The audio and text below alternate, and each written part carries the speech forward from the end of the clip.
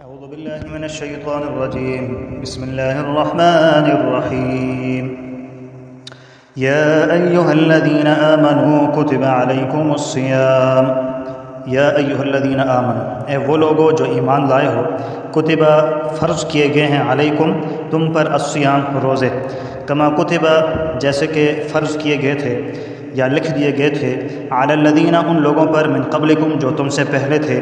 روزوں کا مقصد کیا ہے؟ لعلکم تتقون، تاکہ تم پرہیزگار بن جاؤ۔ ایام معدودات، دن ہیں گنتی کے، چند دن ہیں گنتی کے، 29 دن یا 30 دن۔ فمن کان منکم مریضا، پس جو شخص تم میں سے مریض ہو، بیمار ہو، او علی سفر یا سفر پر ہو، فعدۃ پس گنتی پوری کرے، من ایام اخر دوسرے دنوں سے۔ وعلی الذین اور ان لوگوں پر یطیقونہ جو روزے کی طاقت نہیں رکھتے، فدیۃ فدیہ ہے، طعام مسکین ایک مسکین کا کھانا کھلا دینا۔ فمن تطوع پس جو شخص خوشی کے ساتھ کرے کیا چیز؟ خیرن کیا چیز؟ کوئی نیکی، فہو خیر لہ پس وہ اس کے لیے بہتر ہے۔ وان تصوموا اور یہ کہ تم خود روزہ رکھو، خیر لکم تمہارے واسطے بہتر ہے، ان کنتم تعلمون اگر تم جاننے والے ہو۔ شہر رمضان رمضان کا مہینہ، الذی وہ ہے، انزل فیہ القرآن جس میں نازل کیا گیا قرآن، ہدن ہدایت ہے، للناس لوگوں کے لیے، وبینات من الہدی اور ہدایت کی واضح دلیلیں ہیں، والفرقان اور حق اور باطل کے درمیان فیصلہ کرنے والا ہے۔ فمن شہد منکم الشہر پس جو شخص تم میں سے اس مہینے میں گھر میں حاضر ہوا، اس مہینے میں، فمن شہد منکم الشہر پس جو شخص حاضر ہوا تم میں سے اس مہینے میں، فلیصم پس اس کو چاہیے کہ وہ روزے رکھے۔ جو اس مہینے میں بالغ ہو جاتا ہے، جس کو یہ مہینہ مل جاتا ہے، تو وہ بندہ کیا کرے گا؟ فلیصم تو کیا کرے؟ وہ روزے رکھے۔ ومن کان مریضا اور جو شخص بیمار ہو، مریض ہو، وہ کیا کرے؟ او علی سفر یا مسافر ہے جی، سفر پر ہے، فعدۃ بس وہ کیا کرے گا؟ گنتی کر لے جی، من ایام اخر دوسرے دنوں کی، دوسرے دن جتنے دن سفر میں بیماری میں گزر گئے گنتی کر لے، شمار کر لے، دوسرے دنوں کے اندر وہ روزے رکھ لے۔ یرید اللہ ارادہ کرتا ہے اللہ تعالیٰ بکم اليسر تمہارے بارے میں آسانی کا، ولا یرید بکم العسر اور نہیں ارادہ کرتا تمہارے بارے میں عسر، تنگی کو کہتے ہیں تنگی کا، ولتکملوا العدہ تاکہ تم پوری کرو گنتی، ولتکبروا اللہ اور تاکہ تم بڑائی بیان کرو اللہ تعالیٰ کی، علی ما ان نعمتوں پر، ہداکم جو رب نے تمہیں نصیب فرمائی، ہدایت دی ہے، وَلَعَلَّكُمْ تَشْكُرُونَ اور تاکہ تم شکر ادا کرو۔ صدق اللہ العظیم۔ اللہ تبارک و تعالیٰ نے مومنوں پر جو عبادات لازم فرمائی ہیں ان میں سے ایک روزہ بھی ہے۔ رمضان المبارک کے روزے ہر اس مسلمان مرد اور عورت پر لازم ہیں کہ جو تندرست بھی ہو، گھر میں مقیم بھی ہو۔ تو اللہ تعالیٰ نے مومنوں کو خطاب کر کے فرمایا، یا ایھا الذین آمنوا کتب علیکم الصیام، تمہارے اوپر کیا لازم کر دیے گئے؟ روزے۔ روزہ فرض ہے، اور جو شخص روزے کا انکار کرے گا، نہیں رکھے گا، تو وہ پکا کافر ہے۔ بات سمجھ آ گئی؟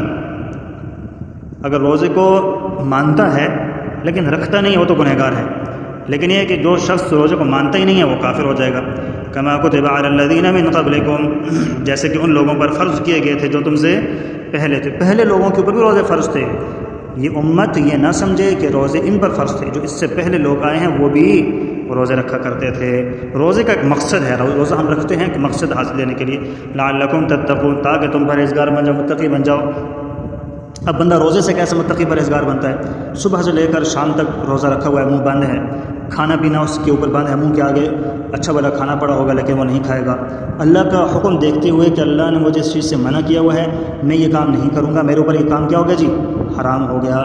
تو اب یہ بندہ یہ سوچے گا کہ میں یہ چند ایک مہینہ جو چیزیں میرے اوپر حلال تھی، میں نے حلال چیزوں کو چھوڑ دیا، میں نے استعمال نہیں کیا، کھانا پینا میں نے چھوڑا ہے، تو وہ چیزیں جو میرے اوپر آلریڈی پہلے سے حرام ہیں، چاہے وہ رمضان ہے یا رمضان کے علاوہ ہے، جو میرے اوپر مستقل حرام ہے، تو وہ بندہ ان چیزوں کو بھی، ان گناہوں کو بھی چھوڑ دے گا۔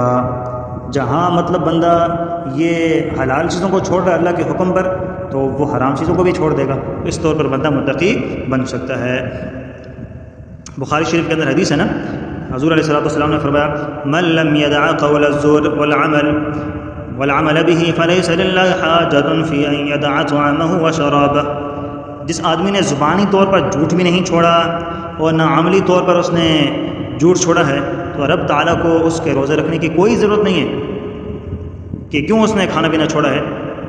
جو چیز حرام مثلا جھوٹ تو وہ بولے جا رہا ہے جی، عملی طور پر بھی جھوٹے کام کر رہا ہے، تو کھانے پینے سے گریز کرنا اس کی کیا فائدہ ہوا؟ کھانے پینے سے رکنے کا مقصد ہی یہ ہے کہ حلال چیزوں کو چھوڑا ہے اس لیے تاکہ یہ عادت بن جائے کہ جو ہمارے اوپر جو چیزیں حرام ہیں بندہ ان چیزوں کو بھی چھوڑ دے. بہرحال ایام معدودات، یہ روزے تمہارے واسطے گنتی کے چند دن ہیں، 29 دن ہوں گے یا تو پھر 30 دن ہوں گے، نہ 28 دن ہوتے ہیں نہ 31 دن ہوتے ہیں. فمن کان منکم مریضا، بس جو شخص تم میں سے بیمار ہو. بیمار کیسا؟ وہ بیمار کہ جو اسی بیماری کے اندر ہی مر جائے. بات سمجھ آ گئی؟ فمن کان منکم مریضا، بس جو شخص کیا ہو؟ بیمار ہو، وہ روزے نہیں رکھ سکتا. تو یہاں پر بیمار سے مراد وہ بیمار نہیں ہے کہ جو مستقل، جو میں نے کہا کہ بیمار تھا بیماری میں مر گیا. یہاں پہ بیمار سے مراد عارضی بیمار ہے کہ بیماری آئی پھر اس کے بعد بندہ کیا ہو گیا جی؟ صحت یاب ہو گیا، پھر دوبارہ بندہ ٹھیک ہو گیا. تو اس کو چاہیے کہ یہ بیماری کے روزے گن لے، شمار کر لے. والا سفر یا سفر پر ہے، سفر میں روزہ معاف ہوتا ہے. حال بتا اگر کوئی سفر کے اندر روزہ رکھنا چاہے تو روزہ رکھ بھی سکتا ہے، اگر نہ رکھنا چاہے تو اس کو اجازت ہے روزہ نہ رکھے. تو یہ جو روزے نہیں رکھے گا چاہے بیماری کی حالت میں ہے یا سفر کی حالت میں ہے، یہ شمار کر لے بعد میں رکھ لے. لیکن یہ ایک مسئلہ یہاں پر یہ ذہن میں رکھیں، اگر کوئی بندہ ایسا بیمار ہو جاتا ہے کہ وہ اسی بیماری میں مر جاتا ہے، بیماری کے بعد اس کو صحت نہیں ملتی ہے، تو ان روزوں کا فدیہ بندہ دے سکتا ہے.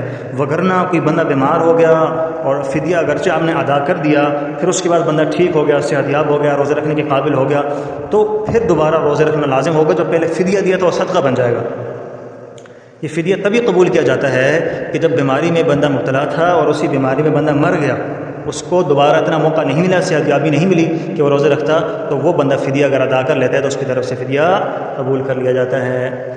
تو بات سمجھ آ گئی؟ سفر کے اندر نماز تو آدھی ہو جاتی ہے، نماز تو پوری نہیں پڑھ سکتے. 48 کلومیٹر کے سفر پر کوئی شخص روانہ ہو تو وہ نماز آدھی پڑھے گا، پوری نہیں پڑھے گا. اگر پوری پڑھے گا تو گنہگار ہوگا، کیونکہ حضور علیہ الصلوۃ والسلام نے مستقل سفر کے اندر آدھی نماز پڑھی، کبھی پوری نہیں پڑھی. جب حکم نازل ہو گیا تھا جب سے، اس کے بعد سے حضور نے کبھی پوری نماز نہیں پڑھی. لیکن سفر کے اندر حضور بھی کبھی روزہ رکھتے بھی تھے، کئی روزے ایسے رکھے بھی ہیں. پھر ایک دفعہ سفر پر روانہ ہوئے، صحابہ بے ہوش ہونے لگ گئے، گرنے لگ گئے، تو حضور نے خود پیالہ منگوایا اور پانی پی لیا، صحابہ کو بھی دیا، سب نے پانی پیا. تو اس سے پتہ چلا کہ حضور سفر میں روزہ رکھتے بھی تھے اور کبھی چھوڑ بھی دیا کرتے تھے. ہر سفر میں روزے کی معافی ہے، کوئی نہیں رکھ سکتا تو نہ رکھے. آج کل سفر آسان ہوتے ہیں، کوشش بندہ کرے رکھ لیا کرے. وعلی الذین یطیقونہ، اور ان لوگوں پر جو روزے کی طاقت نہیں رکھتے، فدیۃ طعام مسکین، ایک مسکین کی خوراک ہے. بات سمجھ آ گئی؟ یہ مسئلہ میں نے ابھی آپ کو بتا دیا، بالکل مر گیا، مرنے والا ہے، اور اس کے بعد اس کو کوئی امید بھی نہیں ہے، تو پھر اس صورت میں یہ جو ہے نا وہ کھانا کھلا دے گا مسکین کو. تو یہ وہ طریقہ کار ہوگا فدیہ ادا کرنا. فمن تطوع خیرا، پر جس نے دل کھول کر نیکی کی، مطلب کہ جتنے لوگوں کو کھلانا تھا اس نے بڑھ چڑھ کر اور زیادہ لوگوں کو کھانا کھلا دیا، فہو خیر لہ، وہ اس کے لیے اور زیادہ بہتری ہوگی. بات سمجھ آ گئی نا؟ تھوڑی سی رقم جہاں دینی تھی وہاں بہت زیادہ دے دی، تو یہ جو اوپر زیادہ رقم دی ہے یہ اس کے لیے کیا ہوگا؟ بہتری ہوگی. وَأَن تَصُومُوا خَيْرٌ لَكُمْ، ہاں البتہ پھر بھی دیکھ لو، اللہ سے دعا مانگا کرو کہ اللہ صحت دے دے بیماری میں اگر بندہ مبتلا ہو گیا، تاکہ بندہ ٹھیک ہو جائے. اور روزے رکھنا ہی زیادہ افضل کام ہے.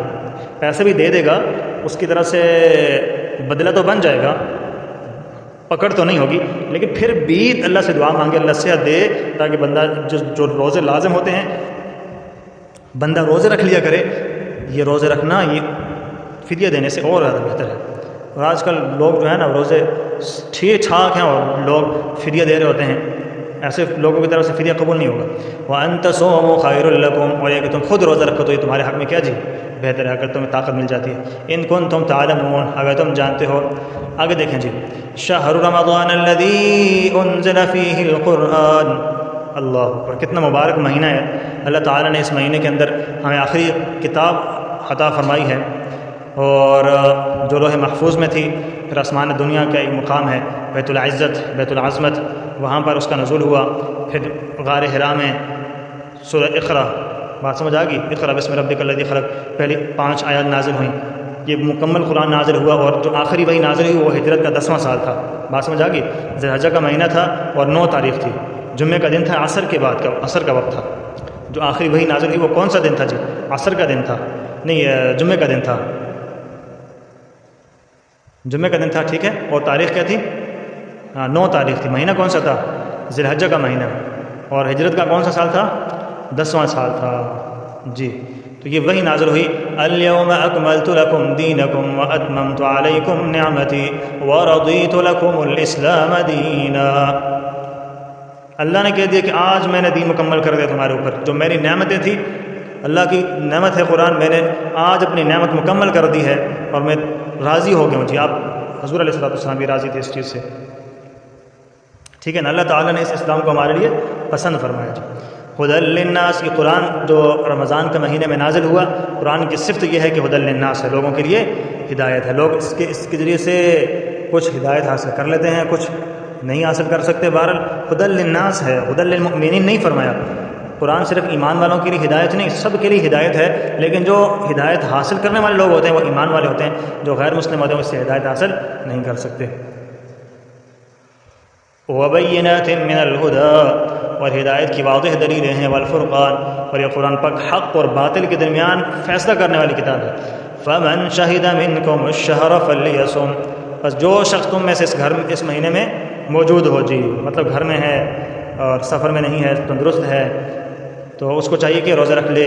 ومن کان مریضا، اور جو شخص بیمار ہے، او علی سفر، یا سفر پر ہے، فعدۃ من ایام اخر، بات سمجھ آ گئی نا، اوپر گزر چکا ہے. یرید اللہ بکم اليسر، اللہ تعالیٰ تمہارے بارے میں آسانی نہیں، اللہ یہ نہیں چاہتا تم مشکل میں پڑ جاؤ کہ بیمار ہو پھر بھی روزہ رکھنا ہے، سفر میں ہو پھر بھی روزہ رکھنا ہے. اللہ پاک آسانی چاہتے ہیں، آسانی فرماتے بندوں کے اوپر. ولا یرید بکم العسر، رب تعالیٰ تنگی نہیں چاہتا ہے. ولتکملوا العدۃ، بات سمجھ آ گئی، دوسرے دنوں میں آپ اس کو تکمیل تک بھی پہنچا سکتے ہو، دن مکمل کر سکتے ہو گنتی کو. وَلِتُكَبِّرُوا اللَّهَ، تاکہ تم اللہ تعالیٰ کی بڑائی بیان کرو. عَلَى مَا هَدَاكُمْ، اس چیز پر جو رب تعالیٰ نے تمہیں ہدایت دی ہے. ٹھیک ہے نا. ہر وقت رب تعالیٰ کی حمد و ثنا ہونی چاہیے. حدیث پاک میں آتا ہے کہ 4 کلمے ہیں جو بڑے بہترین ہیں، سبحان اللہ والحمد للہ ولا الہ الا اللہ واللہ اکبر. ہر وقت پڑھتے رہنا چاہیے، باوضو ہو بندہ، باوضو ہے نہ ہو، ہر وقت پڑھتا رہے. عورتیں ہیں وہ بھی گھروں کے اندر پڑھتی رہیں، چاہے خاص ایام ہی کیوں نہ ہو. وَلَعَلَّكُمْ تَشْكُرُونَ، اور تاکہ تم رب تعالیٰ کا شکر ادا کرو کہ اللہ نے تمہاری ظاہری باطنی تکلیفیں دور فرمائی اور تمہیں رب تعالیٰ نے ہدایت نصیب فرمائی ہے. اللہ سے دعا کرتے ہیں کہ اللہ کریم ہم سب کی بھی ظاہری باطنی بیماریاں ختم فرمائے. اللہ کریم ہم سب کی مشکلات پریشانیاں دور فرمائے. ہماری حاجتیں جو دل کے اندر ہیں، جائز ہیں، اچھی ہیں، تمنائیں ہیں، اللہ کریم ہم سب کی وہ حاجتیں، تمنائیں، چاہتے پوری فرمائے اور ہمیں دین مستقیم، صراط مستقیم پر چلنے کی ہم سب کو توفیق نصیب فرما دے.